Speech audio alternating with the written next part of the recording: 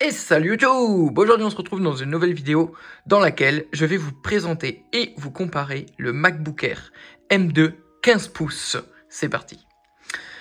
Alors, je vais vous le comparer aujourd'hui avec un MacBook Air M2 mais 13 pouces, le même configuration mais plus petit, et avec le MacBook Pro 16 pouces, comme ça vous pourrez voir les différences de grandeur, d'épaisseur, etc. Ce MacBook Air, comme je l'ai dit, donc c'est un M2 15 pouces, on ne les voit pas souvent, donc c'est l'occasion de vous le présenter en 8 Go de RAM et 256 Go de SSD. Jusque là, une boîte d'Apple, je pense que maintenant, vous commencez un petit peu donc à les connaître, comme ceci, voilà. Cela ne change pas quand on veut ouvrir la boîte, il faut avoir deux mains. Sauf quand on a un petit peu l'habitude. Voilà, on a le MacBook qui est rangé derrière un petit papier du plus bel effet. Et le Mac est ici. Donc pour le sortir, là j'ai besoin de mes deux mains. Une fois le Mac enlevé dans la boîte, très classique, on y trouve le petit manuel des familles avec un bloc secteur USB-C bien sûr et un câble USB-C tressé. C'est quand même intéressant de le noter. On va se séparer très vite de cette très jeune boîte pour passer à la présentation de la machine. Donc le Mac, le voici. Vous voyez en mode fermé comme c'est fin. Donc nous avons en embarqué deux ports de type C USB 4 Thunderbolt avec un, et je le précise parce que beaucoup le demandent, MagSafe en plus, MagSafe 3, pour la recharge. Voici les trois machines, l'une à côté de l'autre. À droite, on va avoir le MacBook Air M2 13 pouces. Au milieu, le MacBook Air M2 15 pouces. Et à gauche, le MacBook Pro 16 pouces M1 Max. On va se concentrer principalement sur les deux M2. Je vous ai mis le M1 Max à côté pour que vous puissiez vous rendre compte de la différence donc de taille et de grandeur. Parce que le MacBook Pro c'est un écran 16 pouces, le MacBook Air c'est un écran 15 pouces. D'accord? Et pour que vous puissiez vous rendre compte aussi de la différence esthétique, d'épaisseur, etc. Commençons tout de suite par les deux M2 tout simplement. Donc il y en a un qui est en cours de configuration, l'autre qui est déjà configuré. Vous voyez que c'est exactement les mêmes machines en termes d'écran, de caméra. On va avoir juste un écran un peu plus grand. On va par contre retrouver deux caméras 1080p. Les technologies d'écran sont identiques. Trackpad, regardez. Voilà pour le trackpad. Le clavier sur le 13 pouces. Sur le 15 pouces. Voilà. Ce sont exactement les mêmes claviers, rétroéclairés. Donc là, nous sommes en AZERTY. En haut à droite, on retrouve sur le clavier le Touch ID. Le trackpad a l'air d'être le même. L'épaisseur est identique, si vous comparez les deux. Voilà, donc on voit juste vraiment que c'est la taille qui change. Alors après, ça dépend, hein. Vous pouvez prendre en option des processeurs, des SSD et de la RAM plus conséquente. Jusque là on est d'accord, mais en termes de connectique c'est la même chose. On va y retrouver sur la droite un port jack et sur la gauche le MagSafe 3 et les deux USB-C Thunderbolt USB 4. Si je vous montre sur le 15 pouces, vous voyez que c'est exactement pareil. MagSafe 3 et les deux Thunderbolt. Et à droite, comme sur le plus petit, on va y retrouver le jack 3.5 mm. Donc vous voyez que épaisseur de l'écran, épaisseur du châssis, clavier trackpad, c'est la même chose entre un M2 ou M3 ou ce que vous voulez, mais en 13 pouces ou en 15 pouces sur un MacBook Air. D'accord ? On voit qu'effectivement, enfin du moins je vous le dis, les haut-parleurs sont plus gros. Par contre sur le 15 pouces, d'accord, que sur les 13 pouces. Là, on le voit d'ailleurs, les haut-parleurs sont de part et d'autre du clavier. On voit que c'est plus grand sur le 15 pouces. le son est un peu meilleur. Ce qu'il faudra bien prendre en considération, c'est qu'on va avoir une batterie un peu plus performante, un son un peu plus meilleur. L'écran, c'est en termes de pixels par pouce, la même chose. La webcam, c'est du 1080p, c'est les mêmes. Clavier, trackpad, rétroéclairé sont les mêmes, d'accord? Si on passe maintenant sur la comparaison avec le MacBook Pro 16 pouces, on voit tout de suite que c'est plus le même gabarit. Oui, certes, l'écran est plus grand, un petit peu plus, d'accord? Sur le MacBook Pro, le comparatif, il est difficilement faisable parce que c'est deux machines qui sont totalement différentes, même en termes de philosophie et d'usage et de configuration pour la même occasion. Cependant, pour ceux qui se posent la question de la mobilité, vous voyez que le MacBook Pro est plus épais, qu'il est plus grand. Hein, quand on les a l'un à côté des autres, on se rend compte qu'il est quand même un peu plus grand que le 15 pouces. Et je vous le dis parce que vous ne pouvez pas le voir, il est plus lourd. D'accord? Concrètement, si maintenant je devais vous comparer, ça sert à rien de dire je veux acheter un MacBook Pro pour acheter un MacBook Pro, sachant que, comme son nom l'indique, on est vraiment sur un usage assez professionnel. En termes de différence, il y a tout de suite l'écran. On est sur du Liquid Retina XDR sur le Pro. On est sur, je pense, la même caméra pour le coup, même webcam. Le système de son, par contre, un petit peu meilleur. Le clavier et trackpad sont identiques, rétroéclairés, d'accord, avec les MacBook Air. Par contre, ce qui s'y trouve dedans est différent. Sur celui-ci, donc sur le MacBook Pro, on va y retrouver un système de ventilation. Ce qui n'est pas le cas sur les deux R. Hein, c'est une ventilation passive. D'accord? Donc, qu'est-ce que ça change? Ça change que en plein effort, quand il fait chaud, celle-ci est capable de se ventiler mécaniquement avec des ventilos. Que ces deux-ci, non, elles vont être passives. Donc, le seul moyen de réduire la température, ça va être de baisser peut-être un peu les performances. Je vous dis ça, j'ai pas pu constater une baisse de performance. C'est des machines qui chauffent tellement peu que, voilà. Après, les usages sont pas les mêmes. Celle-ci, elle est quand même taillée pour envoyer du pâté, si vous me permettez. On bossait sur des lourds projets, bossait sur des gros, par exemple, que ce soit du montage vidéo ou audio, avec du Logic ou du Final Cut Pro, etc. Celles-ci sont totalement capables de le faire, mais moins taillées pour la grosse perf. D'ailleurs, on voit la différence, notamment sur cette config-là, on a du 64 Go de RAM, là où sur ces deux-là, on a du 8. On peut aller jusqu'à du 16 si besoin, voire même, je crois, 24. That's it, c'est tout. Sur celle-ci, j'ai mis 1 Tera de SSD. Bon, les deux là ont 256. On peut aussi aller 1, 2, voire un peu plus de SSD. Bon, ça, c'est que du stockage. La comparaison s'arrête là. Les processeurs sont pas du tout les mêmes. Là, nous avons deux M2, d'accord? Donc, sur le 13 et le 15 pouces R, MacBook Air, 2 M2. Là où on va retrouver un M1 Max sur le MacBook Pro. Alors, on peut même avoir une M2 Max, à savoir qu'on a les M3 qui sont sortis, mais la dénomination est simple. Le numéro standard, M1, M2, M3, c'est généralement des machines qu'on va retrouver, on va dire en entrée de gamme, mais comprenez ce que je veux dire, ce sont loin d'être des machines d'entrée de gamme vu les performances qu'elles sont capables d'envoyer. Et on va retrouver, par exemple, M1, M2, M3 Pro pour le milieu de gamme et Max pour le haut de gamme, voire Ultra pour le très haut de gamme, mais bon, bref, vous avez compris. La comparaison s'arrête là, sachant que ici, nous avons un M1 Max et ici, nous avons deux M2 standards. Le but n'est pas de comparer des pommes et des poires, sachant que il y a plus de cœurs, que ce soit graphique ou processeur standard. Il y a des unités de calcul pour le décodage vidéo, etc. Il y en a moins sur les R, mais c'est normal, ce sont des machines qui déjà ne valent pas le même tarif et qui n'ont pas la même vocation. Et en termes de connectivité, pour terminer, sur un MacBook Pro, on va y retrouver 3 USB-C Thunderbolt, contrairement à 2 pour un MacBook Air, et un port SD card en plus. Voilà.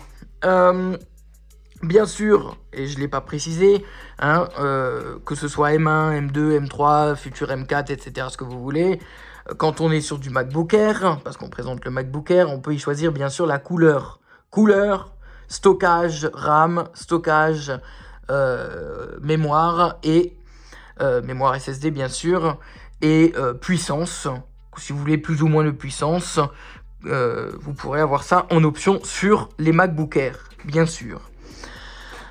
Concrètement, je suis pas là pour faire des tests, vous trouverez tout un tas de tests de performance, etc. sur la toile, il n'y a pas de problème. Cependant, de mon avis, deux choses que je peux vous partager. Revenons sur donc les deux MacBook Air que vous avez là, d'accord. Pour qui s'adresserait plutôt un MacBook Air 15 contrairement à un MacBook Air 13? Avant tout, un MacBook Air tout court s'adresse à plus de 80% de la population. Je m'explique. Les puces M standard sont tellement capables qu'on peut tout faire avec. Moi, il m'arrive, hein, c'est le Mac de ma chérie, d'y travailler avec des fois pour des petits trucs, des petits machins, et ça marche du tonnerre. D'accord? On est d'accord? Vous pouvez tout faire avec ces machines-là. De la bureautique, un peu de Logic Pro, du GarageBand, bref, vraiment c'est une machine qui est ultra véloce. Cependant, pourquoi on prendrait un 15 pouces face à un 13? Parce qu'on voit quand même que, fatalité, le gabarit change un petit peu. Hein. Bah, on prendrait un 15 pouces pour le confort visuel. L'écran est quand même un peu plus grand. C'est quand même un peu plus confortable, d'accord. Le clavier et trackpad étant les mêmes, on va pas parler du confort de frappe ou quoi que ce soit, c'est la même chose. Cependant, le son sur le 15 pouces est un peu meilleur, d'accord. La caméra, comme je dis, est la même et la batterie est un peu meilleure. Le poids est un petit peu plus lourd, forcément, sur un 15 pouces, parce qu'il y a plus de matière et que c'est un peu plus grand. Et l'encombrement, un poil plus. Mais bon... franchement, quand on voit l'épaisseur de ces machines et la grandeur, ce sont vraiment des machines qui sont pas trop lourdes. Vous voyez là, je le prends juste à une main et en plus à l'envers. Si maintenant je dois vous le comparer comme ça rapidement, c'est très facile, que ce soit lui ou lui, voilà, de le prendre dans la main. Franchement, le poids, on parle de quelques grammes d'écart, c'est presque pareil. Regardez, si je vous maintenant mets l'un sur l'autre, vous inquiétez pas, j'y vais tout doucement. Voilà la différence quand on les voit du dessus en termes d'encombrement. Cependant, si maintenant vous voulez, je vous connais, bande de petits malins, avoir la comparaison avec un MacBook Pro, là on n'est plus du tout sur le même poids, quand on le prend dans la main c'est déjà plus la même affaire, on est au moins, je dirais pas du double mais peut-être, en termes de poids, l'épaisseur, ça se voit replié, la grandeur, si je les mets l'un à côté de l'autre, c'est kiff bourricot comme on pourrait dire, hein, c'est un peu plus grand sur un MacBook Pro, par contre l'encombrement, prenez-le en compte, c'est un peu plus lourd, un peu plus gros, voilà, mais comme je l'ai dit, et on n'est pas trop là pour comparer des pommes et des poires, mais un MacBook Pro n'est pas un MacBook Air et inversement. Et les usages, même si on peut prendre un MacBook Pro pour faire de la bureautique ou prendre un MacBook Air pour faire du montage, donc vidéo, laissez à César ce qui appartient à César. Même si, je le redis, un MacBook Air est la machine la plus polyvalente que je connaisse à l'heure actuelle en termes de praticité, de performance, de fluidité, d'efficacité, de tout ce que vous avez envie et qui conviendra à un énorme panel de personnes, que ce soit pour de la bureautique, que ce soit pour faire un peu de Logic, pour faire du GarageBand. J'ai plein de clients qui travaillent dans un cadre de studio musical avec des MacBook Air et ça fait le job sans déconner. Là où vous pourrez avoir plus d'attente d'un MacBook Pro, c'est beaucoup sur la vidéo ou sur des très lourds projets Logic Pro par exemple. Et ça s'arrête là. Voilà les amis pour la petite présentation et comparaison de ce MacBook Air. Donc M2, pour certains me diront ouais mais de là il y a les M3, les M4. Si vous voulez faire un petit topo là-dessus, c'est pas le but mais on peut. Chaque génération de M qui augmente et qui s'améliore va toujours aller un peu plus loin en termes d'économie d'énergie, de performance, d'efficacité globale, mais elles sont déjà tellement... La M1 que je vous ai présentée déjà sur la chaîne était déjà tellement performante. La M2 fait encore un petit peu mieux. La M3, idem, vous avez compris la chanson. Apple a fait des petites updates, on va dire, allez, un petit peu améliorer l'écran, potentiellement un petit peu améliorer la batterie, les claviers généralement restent les mêmes, d'accord, le châssis reste les mêmes, le look d'ailleurs, si vous regardez bien, le look de ces trois machines sont à peu près similaires. Bon, on voit déjà entre que les deux machines R en 13 ou en 15 pouces sont identiques à part le gabarit qui change. Le MacBook Pro, à part être un peu plus fat, bah finalement c'est le même design, d'accord. Ce qui va changer principalement, ça va être la couleur et la couleur du clavier, etc. Mais c'est tout. La frappe, si vous me demandez, on voit que sur un clavier, donc un MacBook Air 15 ou un MacBook Air 13, le clavier est identique, d'accord. Les touches ne sont pas plus grosses, ce sont les mêmes. On est d'accord? Cependant, sur un MacBook Pro, vous pouvez vous demander quelle est la différence entre ça et ça.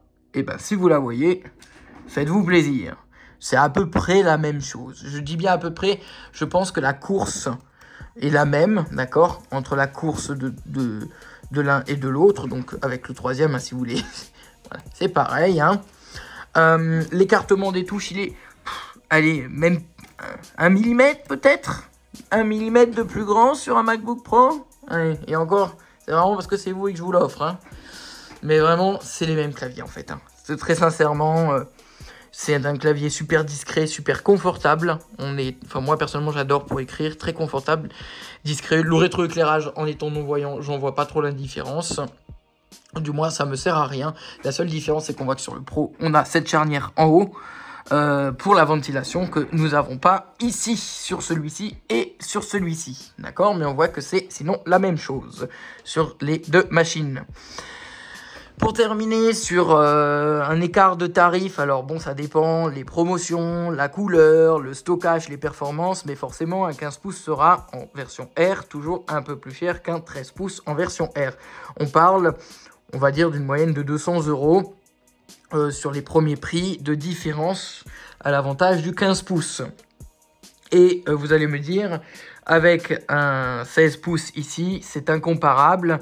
Je sais que celui-ci en promotion, le 13, moi je l'avais payé dans les alentours des 1200 €, 8 Go de RAM, 256 Go de SSD avec la puce d'entrée de gamme. Celui-ci, il a été payé un tout petit peu moins, on va dire 1500 € avec la même configuration, d'accord. Donc on a une différence, mais les prix que je vous donne, c'est des prix promotionnels. Le 13 pouces a été lancé aux alentours des 1400 €. Vous voyez, le 16 pouces, le 15 pouces, pardon, a été lancé aux alentours des 1600, un truc comme ça. Bon, je vous compare pas avec celui-là, parce que je crois que l'entrée de gamme d'un 16 pouces, c'est aux alentours des 2500 € par là, je ne sais plus, de mémoire, et tout dépendra en plus des options. Mais voilà, on va comparer ce qui est comparable, donc les deux R, pour le coup, comptez pour les entrées de gamme une différence à peu près de 200 €. Et concrètement, pour une personne non-voyante, est-ce qu'il y a un intérêt à prendre un 15 pouces plutôt qu'un 13 pouces? En termes de confort visuel, vous avez compris que ça sert à rien quand on voit pas. Hein, si voilà, vous ne voyez pas l'écran, vous n'avez aucun intérêt. En termes de performance, vous n'avez aucun intérêt parce que c'est la même chose.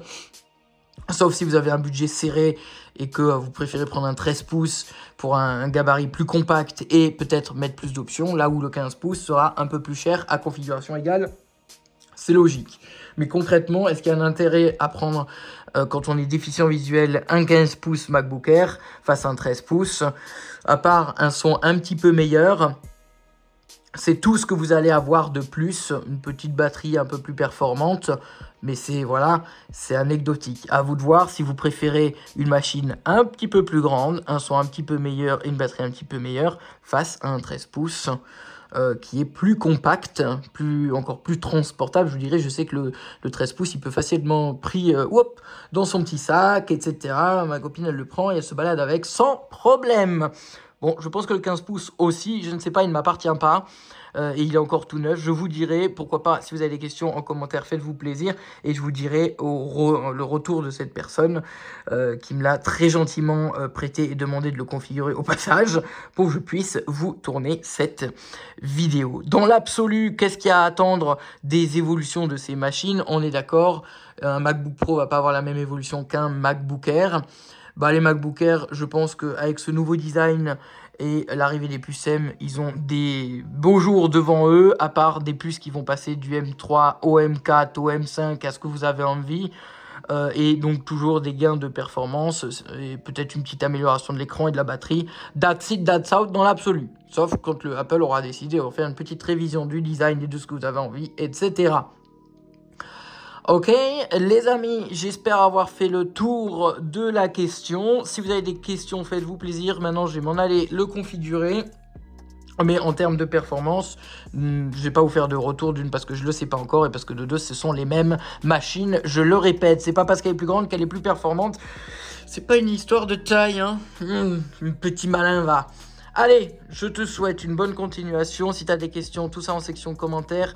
N'hésite pas à t'abonner à la chaîne YouTube. N'hésite pas à me joindre sur les réseaux de syndication, le Facebook, d'accord. J'ai une chaîne TikTok que je te mettrai en description de YouTube, hein, de mon profil YouTube. Si tu veux suivre et être au courant de plein de choses, ça marche bien. Et puis si tu as des questions ou quoi que ce soit, fais-toi un très grand plaisir. Tu as besoin de formation, quoi que ce soit, n'hésite pas à faire un petit tour sur mon site web et voir les prestations que je peux te proposer. Allez, au travail, salut, bonne journée.